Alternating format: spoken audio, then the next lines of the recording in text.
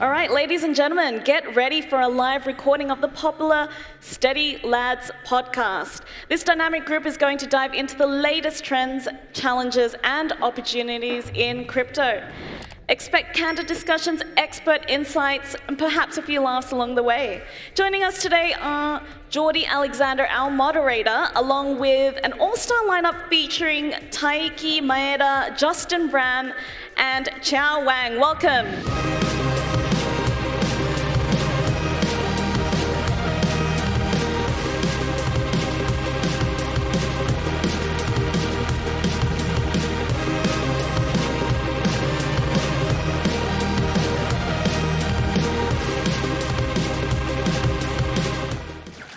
The loyal lads. What's up, fellow ETH bag holders? Yeah, we'll have a little therapy session in the middle. But welcome. This is episode 61. 61. Crazy. We've done 61 episodes. We're excited to do one live. We have a nice little episode for you today. I think the event has been intense. 20,000 people, 30,000 people. I don't even know what's going on out there. How are you guys been finding it so far? Have you been doing a lot? Yeah, I've been enjoying it. The event is so well organized. Shout out to the Token2049 organizers. It's been really special. I've been exploring, going around different booths, meeting new people. And one thing that surprised me is, I'm pretty crypto native. We all live and breathe this space, right? So I'm a little confused. I'm seeing projects I've never heard of before. I'm looking at badges. People have projects that I'm not familiar with. People have booths that I'm not familiar with. And it got me thinking, what's the Zebu stage? Where are we going to be speaking at? What's going on here? So I did a little research. I thought it was a Marina Bay Sands thing. Maybe it had to do with the Singapore Zoo with zebras. It turns out it's actually a project in our space, a telecom infrastructure project, and it's actually one of the largest projects in our space that you've just never heard about. It's ranked number 7 by fully diluted valuation at a $24 billion FDV, which is pretty staggering. So real honor to be at the Zebu stage, and thank you guys for coming to listen. Who's ever heard of Zebu before? Anyone? We got one. There you go. Do you work at Zebu or no? He doesn't work at Zebu. What's the project? Is it a DePIN or what? So it's decentralized telecom. Okay. I'm not sure how far along the development roadmap you could say they are, but It's a $1 billion valuation. Yeah. So. yeah, it's a big one. Yeah, very bullish. People don't know it yet, Oh, the FDV is 23 billion? $23 billion FDV. It's 7th biggest project in our space by FDV. Wild. I mean, for that kind of FDV, they should have put some some fruit baskets for us. We should get some. A watch for coming on stage. Yeah, the Rolex. Yeah. But speaking of what's happening in the markets, let's talk about Binance's recent listings. Recently, they've been posting all these different tokens, notably Baby Doge, Nero, Turbo. If you don't know what Nero is, if you know Dogecoin, the original dog, Kabosu, he unfortunately passed away, and everyone was speculating on who the new dog is going to be or what the dog's name is going to be. And as soon as Kabosu's mom announced, the dog's name, everyone started pumping through Pump Fund, all the dog coins, and I think there was dozens or... There were a lot of people ready for the death of this dog. This is so sad that so many people are waiting for you to die. As soon as the dog died, everybody was already waiting for the name, and the name came out, and just Solana coins, Ethereum coins, both exploding. Yeah, do you know the story, Qiao? The Nero? Yeah. It went it got listed on Binance, and then it went from 15 million to 150 or something. Might be at 300 now. 300 now? 50, yeah. So I think Zach put it pretty nicely here. So he says, we've come full circle. So there was an OG Nero, and it became the Cabal Nero.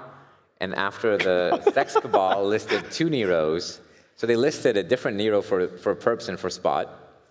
And they both became the Cabal Nero because they're both on Binance, even though the Kabosu owner states all Nero coins are grifts to begin with. So there is no official Nero. And if you go to CoinGecko, the Binance one that you mentioned is Nero 3. I don't know, you can't see if you look at the URL, they just put Nero-3. So apparently Binance chose Nero 3, and we have to listen to that. This is the other one. This is the Nero 1, I think. Got listed on perps, and this is the one that I have a little bag of, and not the right one, apparently. So I chose the wrong Nero. So that's what I get for trying to dabble into meme coin land.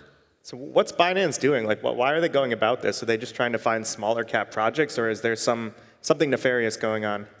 So if you guys remember, there was the big backlash against Binance for every listing being 90% down.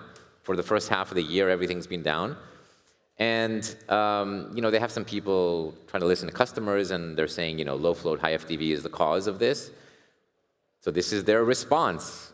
15 million market cap and, up 20x. So we have Hey Yi here saying that in the dispute between the big and small Nero, and it's so funny because it used to be big and small, but after they listed, now it's like this. So they super big around. And super small. Well, they flipped. She thinks that this is an anti-Wall Street movement, and the tokens are concentrated, and people want anti-Wall Street. So I think they're trying to list things that will not be low float, high FTV. Is that the solution? Yeah. So, but this one, Nero in particular, is the most head-scratching token listing I've ever seen in the history of crypto. I don't get it. I agree. But in general, do you guys know when was the last time a serious coin got listed on Binance? Do you remember? I don't even remember when the last serious coin was listed. Take a guess. Is Renzo serious? That was 3 months ago? Renzo. That's a serious project. It's built on ETH. It's an Ethereum-based project. 3 months ago? It sounds serious. Layer 0. And that was, do you guys remember Layer 0? Yeah, super serious project. Half a year ago or something, 3 to 6 months ago. 3 months ago. Yeah. And basically since then, Binance has been listing only meme coins, right? Like Popcat a month ago, and then earlier this week, 3 meme coins on the same day: Nero, Turbo, Baby Doge. I guess I have 2 questions. Like, why won't Binance launch my upcoming token, and why won't Binance launch Puff? I mean, that would be nice if we're launching some smaller cap projects, bring some support to the lads. Yeah. Maybe, apparently they talk about, compliance review and token concentration. So I don't even know what Binance's compliance review is. We need to be anti-Wall Street, so we need to get Puff with like an anti-Wall Street sign, and maybe that'll get their attention. Look, I don't know what they're doing. I really, it is a head scratcher for me. I think people are scrambling, trying to understand what to do after this constant, 90% down of tokens. I have been thinking about what we can do about it. I generally, my hot take of the day is I think that we should not really have these fixed supplies, because it creates a very unstructured opportunity for founders to either, they have 2 choices. Either, you just throw everything out at the beginning, so you have this big airdrop, everything's decentralized, and then you have a problem incentivizing community or even the founders. Or you do low float, high FTV, you lock up the investors, as we think they should be locked up because they should be aligned long term, and then you just have unlocks for years. Like even Arbitrum, which is the leader in the market, it was looking really good until the unlock started, and now it's just going to be years of unlocks. Let me get you guys' thoughts first, and I'll explain a bit more. Yeah. Didn't we talk about this in the last pod when we had you on, Qiao, where if no one's buying high FTV coins and everyone's buying memes, then teams have to try harder, right? You mentioned that was a positive externality of the meme coin season. Yeah. Do you want to expand on that? Well, so I think the game has fundamentally changed, in the sense that it used to be the case that you can just play the hype and marketing game and get listed on Binance, and that was the game. But that playbook doesn't work anymore, for the very reason that we just discussed, which is the moment you get listed on Binance, the price drops, and then everyone gets hurt. And as a result, Binance doesn't list these serious coins anymore, right? Empirically, they've been listing meme coins over the last few months. And the fundamental reason behind it, I think, is because if the users of Binance lose money by buying these high FTV, low float tokens and lose money, ultimately it's Binance that get hurt, right? They lose customers. Yeah. And in the medium to long term, they lose revenue. And that's the primary reason why they stopped listing those serious coins. And that was for me, that's the positive externality of the meme coins, because it's the meme coins that led to this phenomenon. Jordy, can I ask you, when these small cap meme coins launch with Binance, how much coordination is there? I mean, you're a market maker yourself. Are these projects reaching out to Binance or getting contacted by Binance and then reaching out to a market maker for the launch? Or is Binance just, willy-nilly picking these projects and launching them? I'm pretty sure there's usually a discussion, almost always, and also, even though they're meme coins and supposed to be fair launches, they'll still somehow have 10% that they can, pay. So someone did very well off this. Well, the thing went from 15 to 300. I'm sure, there was money to be made. Okay, this is like the real one now. This is the small one became the real one. It's up 2,700% in a few days. But what's the next slide? The next slide was the old Nero. Oh, okay. Well, we were just going back and forth just to make me get tilted. There's too much Nero. Yeah. Great, thank you. Yeah. But going back to my point, I think the fact that Bitcoin did so well with a 21 million fixed supply, and that's part of the meme, has led so many founders and so many projects in that direction when it's really not suited for other use cases apart from what was supposed to be a 100-year project of fixed money. I don't know about you, but even AI projects that we talk about, a lot of the AI coins, I don't know if I can mention some, even BitTensor, Netmind, all of these kind of coins, they take inspiration from the Bitcoin model, and then they try to apply it to what is just a completely different product that needs a very different distribution. And even at the beginning, you guys were talking about the FTV of Zibo. Zibu. And it's like 23 billion, and the market cap's 1 billion. A lot of people have tried to have discussions on podcasts and stuff like which one should we listen to? Is it market cap or is it FTV? And the unfortunate answer is you can't know until you look specifically at how do you get from market cap to FTV? Is it investors unlocking? Is it just a community fund that only decides when to allocate? It's completely different. Yep. And nobody in retail understands these differences. Yeah, and in fact, that information is not, a lot of it is not transparent. You can't find that information on CoinGecko or CoinMarketCap. For retail, it's impossible to know those very important pieces of information. So what I think is a better model is basically you start with some supply. Let's say, instead of starting with 1 billion tokens, like this one has 1 billion tokens, you would start with 100 million and just not have a fixed supply. Every year you have a 10% dilution, and those funds can get used for validators, for community, for whatever it is. Maybe investors get some percentage of the dilution. And then the only thing that people need to get used to is basically this bias against comparing prices over time. Because in traditional equities, you have stock splits, you have, the unit changes. It's not such a big deal if your Amazon stock went from $200 to $30 because they did a 10-to-1 split, but actually you're up 50%. And everyone in crypto just shows the chart. Is that something you think that people can get used to, not looking at the price, but maybe looking at the price over, even Ethereum. We look at ETH BTC. Can you bring the ETH BTC chart? This is going to make everybody cry, so don't look if you have ETH. We do this every single week. It's always like a therapy session. We're all coping that we're holding ETH, except Qiao. I'm not coping. I told you guys a year ago. He's not coping. He's out. I'm very happy. You're very happy.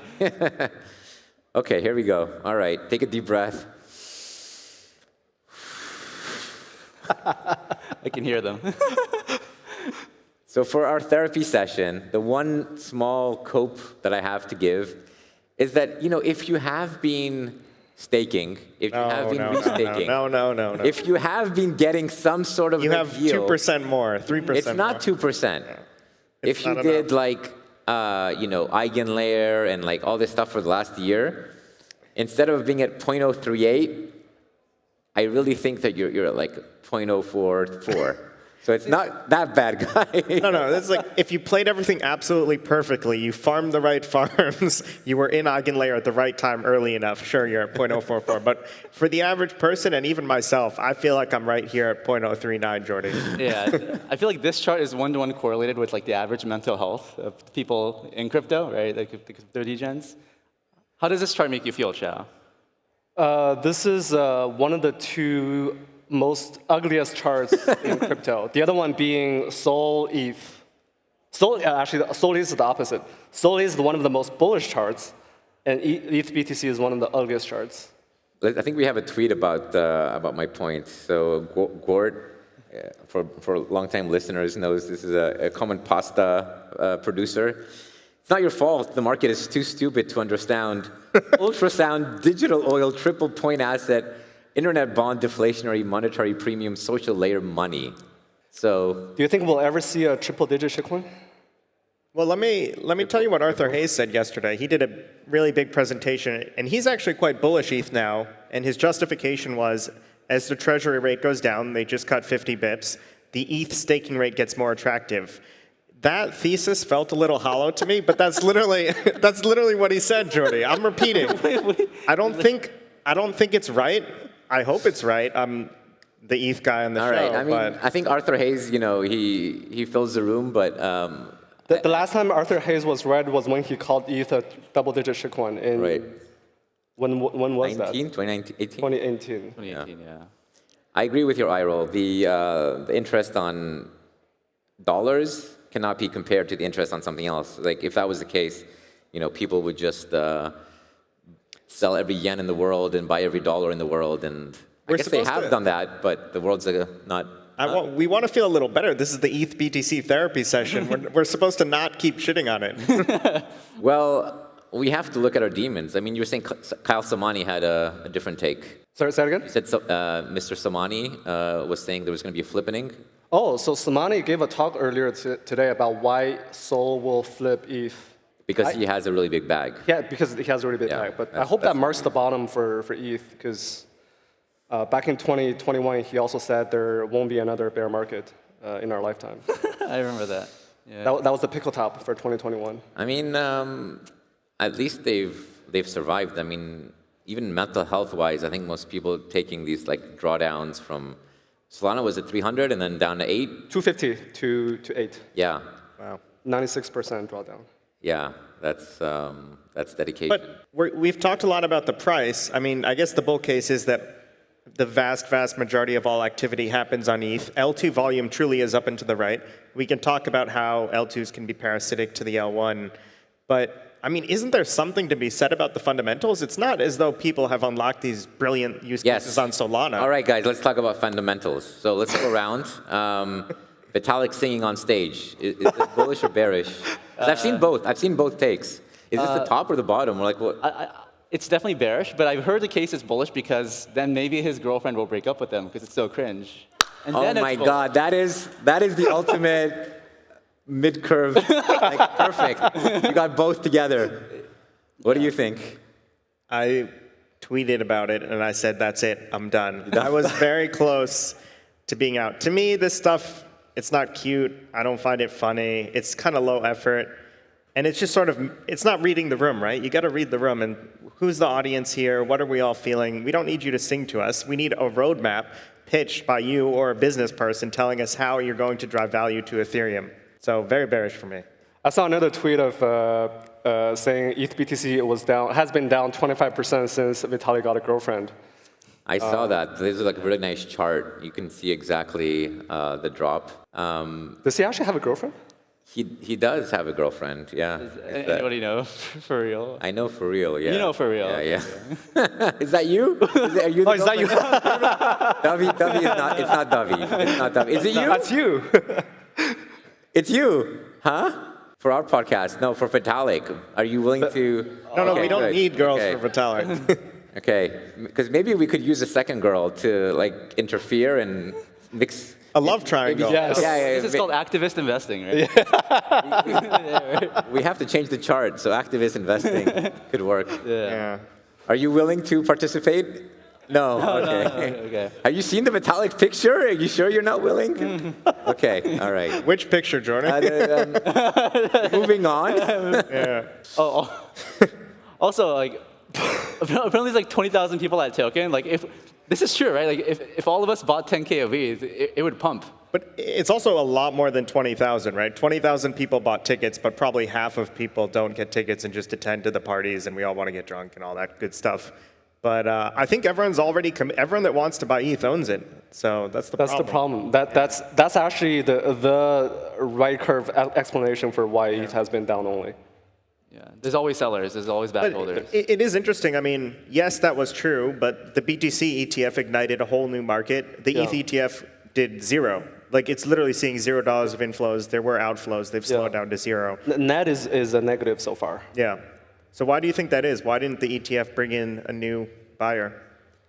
Because the Bitcoin brand name matters. Like the second mover, people don't remember the second mover. Like you guys know Kleenex, but what is the second facial tissue brand? You don't know, right? So for retail, for normies, I think it's probably the same thing. I also think I'm a big Solana bull, but I don't think the Solana ETF will do well either, for the same reason. You don't think Solana provides like being a little bit earlier as a service? Earlier, it's the future. That's sort of the narrative they could spin. It's not going to work. Yeah, I doubt it. Yeah, Jordy, you have thoughts on Solana, right? It's been underperforming for the past couple of days. You wanted to talk about this particular tweet here? You know, the market just keeps like tapping this 127, and it's bounced, thankfully, like yesterday. But I love this duck.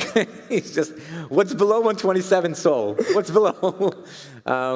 We won't find out yet. We don't really know. Of course, we know the private round, when FTX were selling through Galaxy was around $84. So there's some gap still between any of those people being underwater. But yeah, there's something below 127. But did those unlocks start in March, is it, of next year? Something like that? There's a huge unlock in March, and kind of goes from there.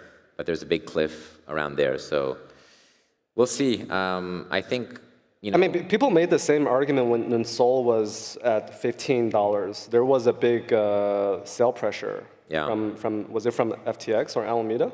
I can't remember.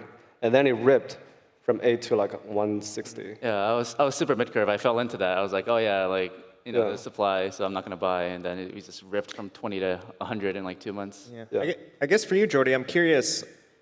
Can I think about these unlocks as like the bigger the market cap and the volume of the token, the more it's priced in? So for instance, what's happening in March with Solana, it's such a big asset in our space that can be priced in, but a longer tail asset unlock can't be? Or how should we think about that as investors? I think you look at it, unfortunately, as a percentage of market cap. So Celestia, for example, has like 100+% unlocking, and that's very meaningful no matter what, because the people that we're going to buy already bought. I'm underwater. You're stuck in Aave. Huh? You're stuck in Aave. I'm staking Aave, yeah. You're staking unstaking. Everything. Staking? Unstaking? What are you doing? I'm staking Aave. What's the yield? 8%? 6%? 5. Why? In case they do an airdrop. But aren't you locked for a couple weeks so you can't sell? There's a 20-day on-bond period. What? But I'm a mid-curve. My Celestia is still staked. Yeah. I still believe in the airdrops. Yeah. I would unstake that. If I were you. Not financial advice. It's okay. Of course, The VCs are shilling Celestia right now, so. Yeah. yeah. But Jordy, can these 100% unlocks be priced in, or you just structurally can't? Definitely not, in my opinion. I think 0% chance. It did price in a little bit last cycle, but it was because FTX and Alameda were like hunting stops purposely, just like hunting people that were shorting. They could see in the books, in their own books, that they were shorting, and like you had these like bullish unlocks. I don't think that we have an actor that will bullishly unlock. We do have some people trying to do it with Celestia now, so it's interesting. We had negative funding rates, and Celestia has been pumping, but the unlock hasn't happened yet. It's in October. I really don't think it's going to pump through everyone selling. It's impossible, in my opinion. It's interesting that the shilling happens right before the unlock. Would you expect anything less in our industry? No. That's how it is. I think it's a mistake. I think let it unlock, let people kind of distribute the tokens to their long-term holders, and then, be bullish. Right. Trying to do it before is just giving people that want to cheat it an opportunity to do it at the highest price. And those are the people you don't want to, anyways, help. But see, a little bit of this is making me bullish, Jordy. By the way, who's a listener of Steady Lads? Can we get a show of hands? All right, good group of people. Okay. If you guys have been watching since, I think, December, Jordy, I don't want to put you in the hot seat here, but me, Justin, the ETH guy, was really taking a deep dive in Sol. I was like, wow, it seems pretty undervalued relative to ETH. This could be a big buy. And we were talking through it on the pod where I get most of my brilliant ideas. And Jordan, you had told me about the unlock schedule, presented the same thesis here for TIA, and of course the opposite happened. Is there any risk of that in your mind, or is Solana sort of a unicorn, a special case? I mean, people who follow me for a long time know I'm often early, too early. Like the ETH merge bear case. UST. I laid out very clearly as we talked about last episode, and it took a couple of years to play out. The Solana thing is even worse because I've been pointing out this March unlock when it was, yeah, you're right, I was way too early. It was like $20. It's going to be 6 times as big now because the price is 6 times bigger. So before I was talking about who's going to buy 500 million, now the question is who's going to buy 3 billion. And maybe like there will be people who buy it. What percentage of the market cap is being unlocked? Or is it That would be 5% if it's 3 billion. It's probably like 4%. over what time period? It's a cliff. It's a day. 4% Yeah. of Solana is going to get unlocked in March. Yeah. It's over. It's over. Really? All right, you're right. He's gonna sell, guys. Not Solana. But Jordan, can't they structure a new deal, give someone another discount, keep pushing this out, or no, it's coming? This was not a deal from the state. This is the actual deal that I think they did with SBF and the huge bag that Alameda and FTX had, Yeah. which is now being given out to funds who have bought it for $83. Yeah. Well, I think we're getting somewhere productive here, and this might be a little pro-ETH, but we've got the Sol bear case. You were long Sol. Okay, Sol might be having some trouble coming up. I don't see it's Sol versus ETH. I don't know. Yeah, Sui's got some buzz at the conference. They threw a great party. That's cool, cute. But if Sol underperforms a little, is everyone going to go back to ETH? Do I have a shot here, or what do you guys think? No. No. So what? You just buy BTC then? That's it? BTC and PopCat. BTC Okay. and PopCat. What's Okay. PopCat? Just It's the best cat. It's the best cat. the canonical But it's cat. not the cat that Ansem likes. Ansem likes the other cat. Mew. Why is PopCat the best cat? I don't know. It's cute. Okay. Cute. You're getting some alpha guys. Yeah, he was early to Wish. So Are we still early to PopCat? No, it's 800 million. WIF is only 600 million. Yeah, it's only 600 million. So 10x from here, I would not be surprised. It's okay. okay. All right, let's move to the next slide. You put out a tweet in July, and then you repeated very recently. You think that all-time high decisive by end of year. Is this regardless of the election?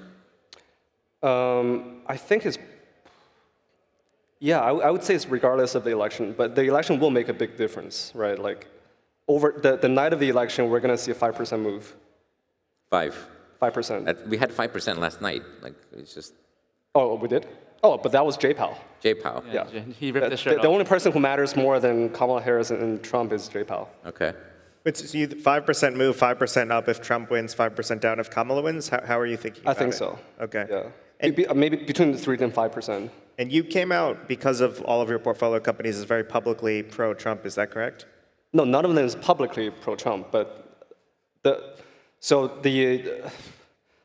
lot of them are making very important business decisions based on who's going to win. Mm-hmm. So like they're all like, if Trump wins, I'm going to launch my token. Kamala wins, I move to Dubai. That kind of like literally that like verbatim. Wow.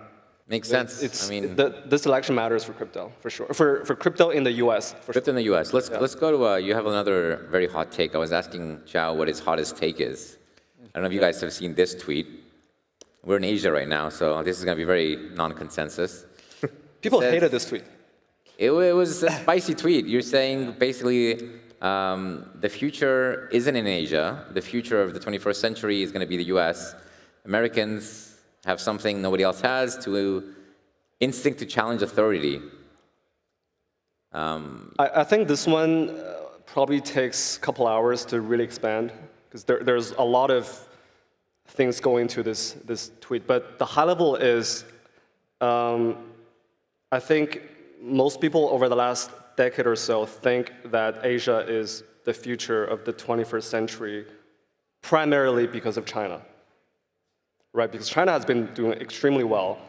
since the 1980s.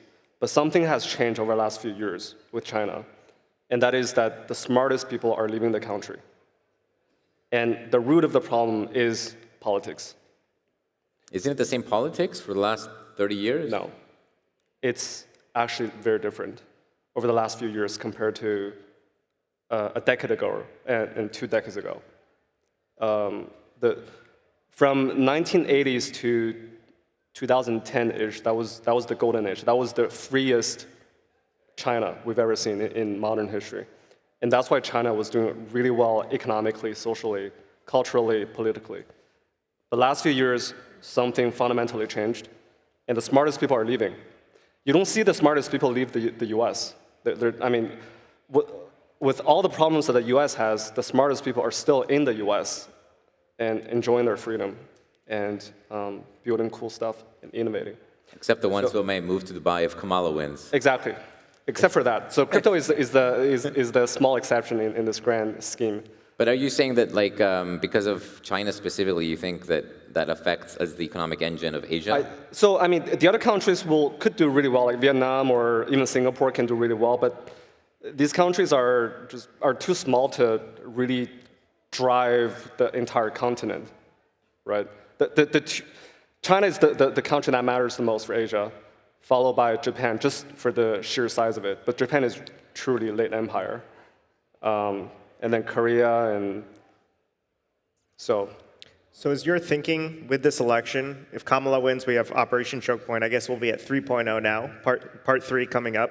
And if Trump wins, it's in some ways open season for us to launch what we really wanted to launch from the States? So, yeah. So I'm conflicted there because I'm very bearish the left in the U.S. But even like, let's say Kamala wins, the U.S. Goes to shit. I think it's still better than the rest of the world. Like the problem with the Americans is like Americans complain all the time about the U.S. But they don't talk enough to people outside the U.S. Like every person you talk to outside the U.S., you realize how good the U.S. is. Yeah. Especially if you talk to Europeans or... Well, that's a different case. That's right? a different case, yeah. Sorry.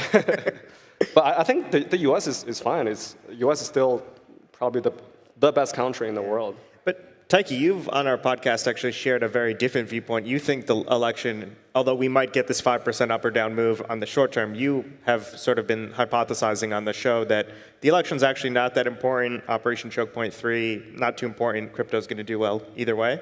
Yeah, in one way, maybe this is more short-term driven, but I think the election removes uncertainty. I feel like everyone's so worried about the election, and oh my God, if Kamala wins, we're going to go to zero. If Trump wins, we're going to go to infinity. But crypto should be an anti-fragile industry, right? No matter who wins, we should be able to thrive. And of course, I think Trump is more incrementally bullish, but I do think that the election removes uncertainty, similar to how the 50 basis point rate hike removed uncertainty, and now it seems like we're... Well, it removed uncertainty in the right direction. yeah. We don't know the AB. My nuanced take is BTC will do well regardless, because BTC depends on how much money printing there will be, and both parties will print a lot of money. Yeah. But the alts are what's going to be affected by who wins. 100%. 100%. Yeah. I think that's the right take. I think we should try to get to our pastas in a little bit. Yeah, this is the pasta of the week. So let's kick off. Yeah, I think Justin's first. I'm first. Okay, let's see what we got here. So I took a normal, peaceful flight. I flew in from Los Angeles. I stopped in Taiwan, ran into Suzu on the flight from Taiwan to Singapore. Had a great time. And I'm so thankful I didn't accidentally catch myself on this flight. I just wanted to sleep. I wanted to rest, relax, and enjoy myself and get ready for the conference. Unfortunately, we can't play the video here, but these videos on Twitter going around, I highly recommend you guys check it out. Just imagine, you're flying from LA, from New York. You've got a 16 or 18-hour flight. You accidentally booked the wrong plane on your 18-hour flight to Singapore, and you just want a few hours of sleep before the crypto conference. But instead, you've got karaoke, you've got people popping champagne, screaming, shilling shitcoins, slinging shitcoins. No sleep allowed. So I'm so thankful I wasn't caught on that Wait, flight. this is real or is it? Yeah, it was real. Yeah. I met somebody a couple days ago that was on this flight. Yeah, was anyone at the audience? Raise your hand if you were on this flight. Don't be embarrassed. It's okay. You know, we all like to have fun. Okay. I see someone in the picture in the audience. I did talk to somebody that was on the flight. He says he's not in the video. He's like, he's hiding in the corner. Well, what did he say? How much did they pay for the tickets? Was it a good experience? So it's like this meme coin guy it's an unlaunched meme coin. The meme coin hasn't even launched yet, and they're already spending this much money. Oh, what's the ticker? It's going to be redacted coin, right, or something? Another redacted coin? Yeah. Well, that was redacted cartel. Now it's the coin. I don't know. Yeah. All right. Who's next? So I'm going to be next. So I'm sure if you're on CT, you saw this, right? So there's this DGen Summit 2024. I mean, this is my first time in Singapore. I don't know much about conferences. So apparently this this happened a couple days ago. I don't even know who these sponsors are, but they were handing out awards. I think it's good that they're recognizing the immense talent in the space. Immense. Yeah, the immense talent in the space. So I just want to show some of the awards that they were handing out here.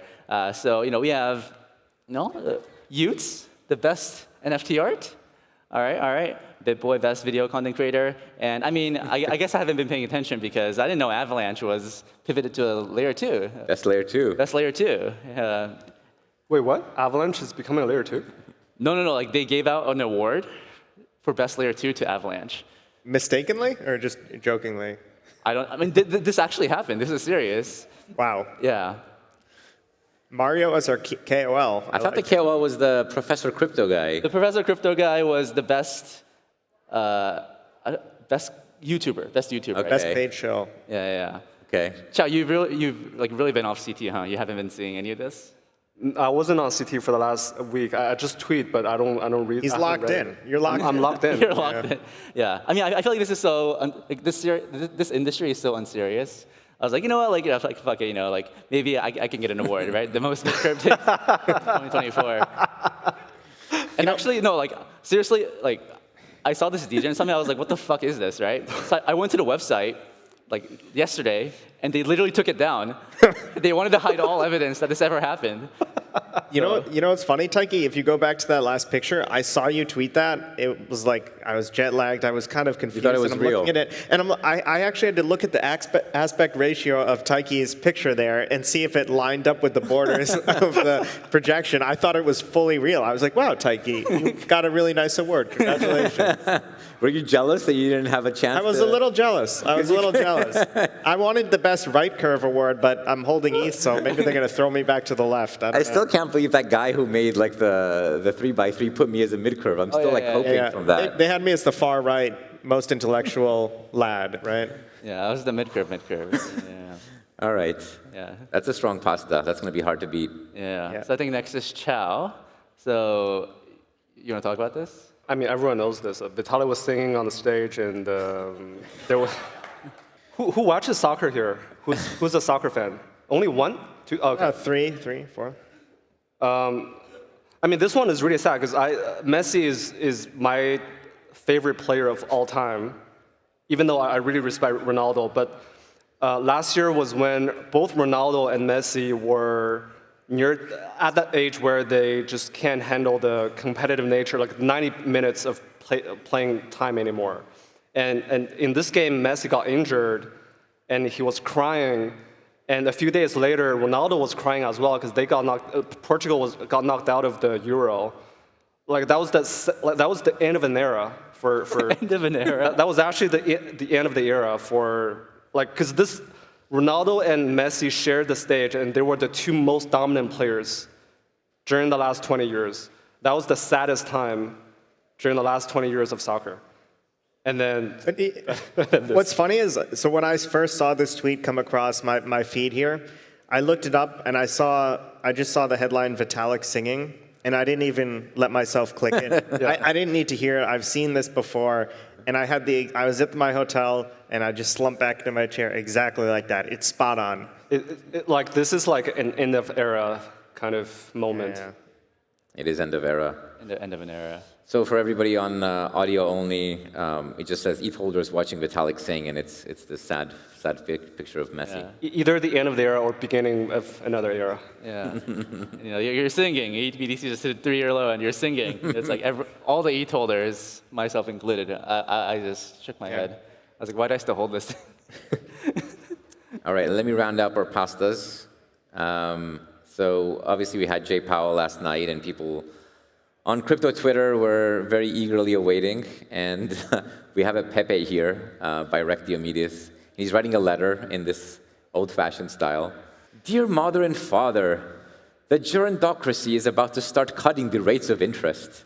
I am hopeful it shall cause my magic internet coins to ascend steadily in an upward trajectory. Yours with love, Anon. I just thought this was a beautiful piece of poetry, art, Shakespeare. Very wholesome, Jordan. Very wholesome. Yeah. Very wholesome. Yeah. That was a little weak for a pasta, though. Is it? Guys, okay. I didn't hear a chuckle. Not one chuckle. All right. Let's see. We're going to do a live... we'll see if this works. We'll see if this works. So please take out your phone, and you can vote on the pasta of the week. Yeah, so I have to go to the next slide to let people vote, but I'll give people a minute to pull this up. Are panelists recommended to vote, or? Oh, you got your phone out? I'm going to civil this.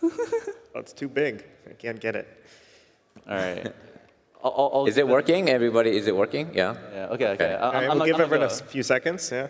Okay, well, like 10 more seconds, and I'll go to the next slide, and then people can start. We got a couple phones still. Yeah.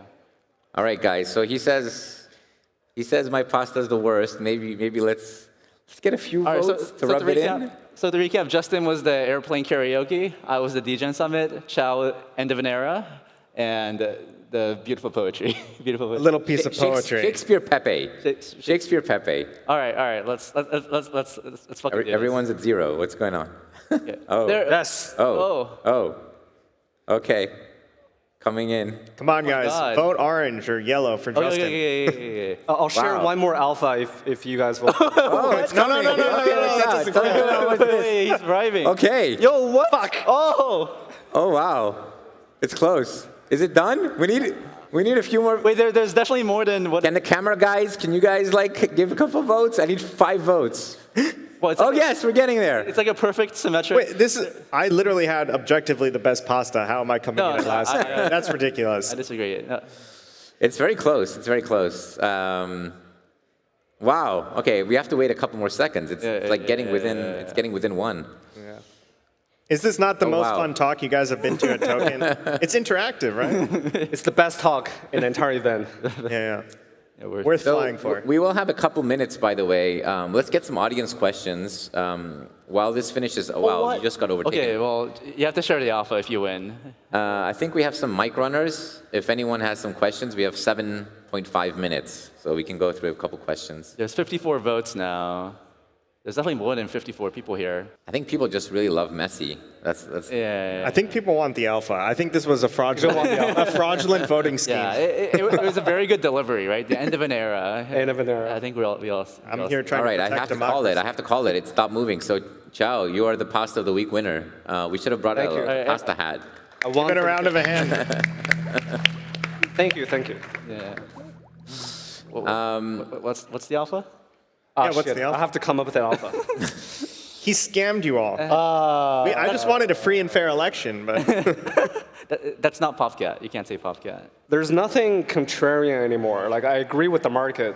The market is correct. The market Fairly is correct. priced. Market is right. I'm bullish Sol.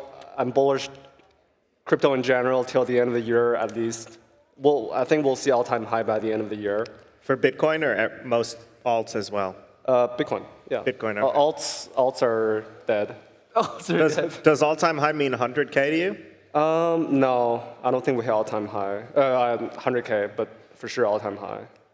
Should we get a couple questions? If you want to raise your hand, I think we have mics. So maybe in the front row here. Is there a camera? The mic's coming there. Oh. We got a mic here. Wait. Why are you so bearish on China? Yeah. Have you been to China recently? Do you even know Chinese? Come on, man. I have not been to China recently because I'm too scared to go. That's a fair reason.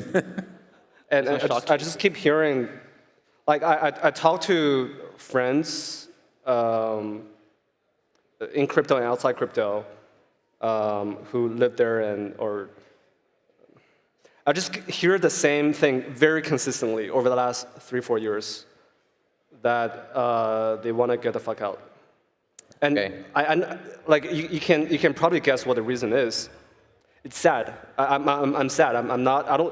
I wanted China to be the center of the 21st century, but I don't think it's going to happen. All right. Next question, raise your hand if you want. Over there. Oh, okay, that guy. Oh, he has the mic. Go ahead. Can you stand up, please? Okay, there you go. This is like super unrelated, but Jordy, am I gonna see you at the tables anytime soon? And if yes, at what time?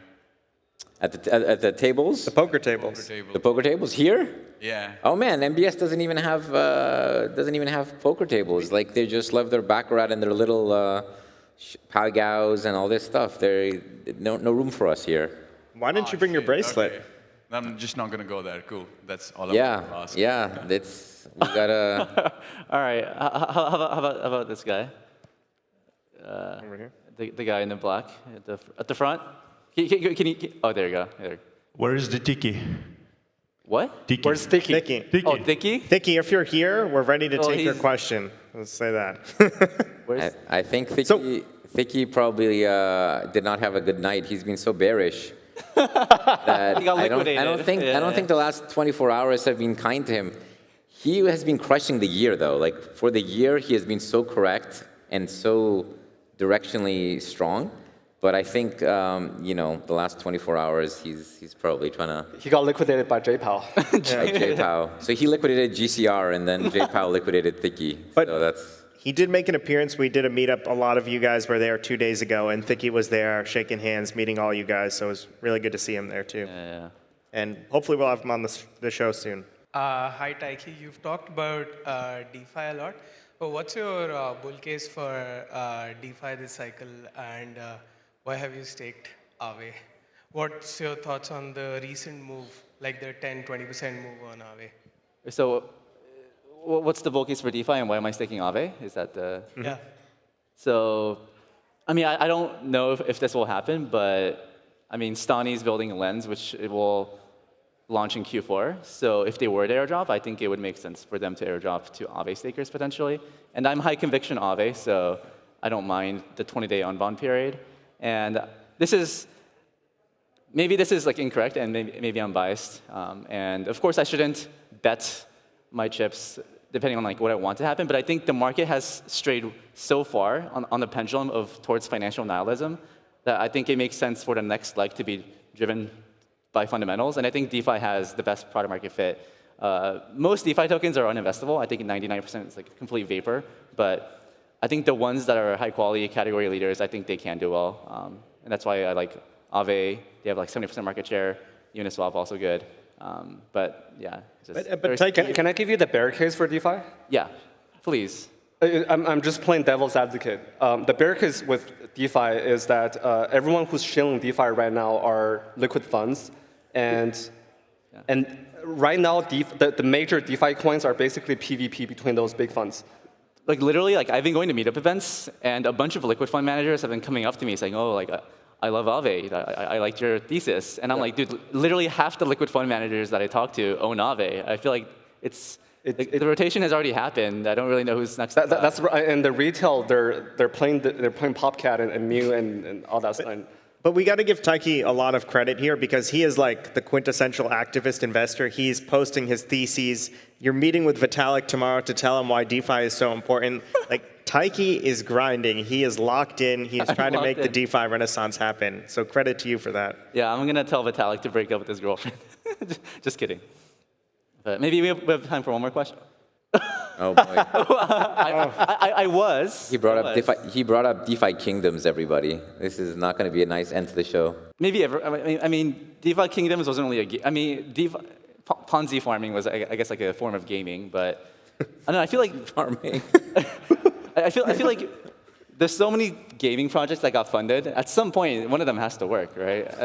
That's your the bull bull case. thesis, At some guys. point, like One of them has to work. No, All right, let's end it on EVE that Online. note. EVE Online, check it out if you guys haven't. They're investing hundreds of millions, if not billions, into crypto gaming. Very interesting project. All right, thank you guys. Thank you, Qiao, for doing this. We really appreciate for having it. me. And thanks, guys, for joining us. Bye, everyone. Thank you.